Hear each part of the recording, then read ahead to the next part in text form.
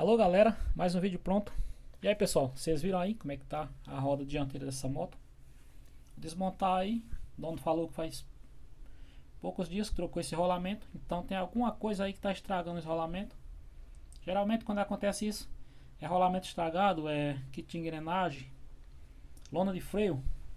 Mas aqui a forte suspeita é dos rolamentos. Apesar que faz poucos dias que foi trocado, mas o dono falou que já trocou várias e várias vezes.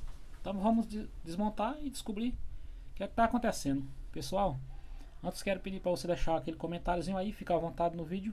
Deixa a sua opinião. Beleza? Vamos desmontar. Lona de freio nova aí, tá vendo aí?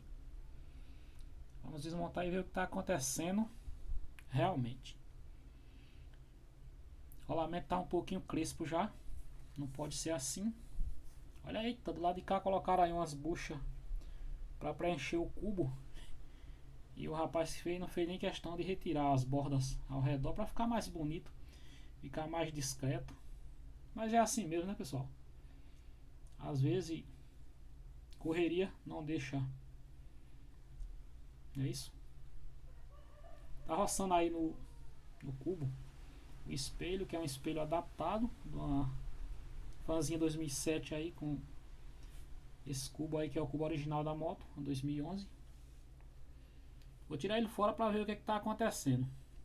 Quero mandar um abraço aí pra galera do canal, para quem já é da família e a galera que tá chegando agora. Olha aí, já deixei retirado para adiantar. Veja só, ele já estourou o rolamento e o separador virou pista de rolo de esfera aí. Olha só o rojão. Aí tá, você vê que tá cortado, meio cortaram mais para um lado do que para o outro. Olha como é que o rolamento tá ficando de banda no separador. Aí saia colocando rolamento novo e vai acabando com tudo aí, beleza? Olha só, um separador artesanal aí.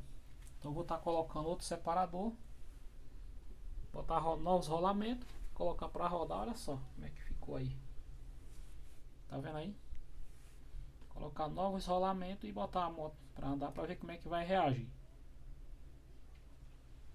Sei que com esse não dá para rodar, que ele tá cortado totalmente errado aí, beleza? Aí rolamento novo que foi tirado, já não serve mais. Valeu pessoal, valeu, abração, até o próximo vídeo.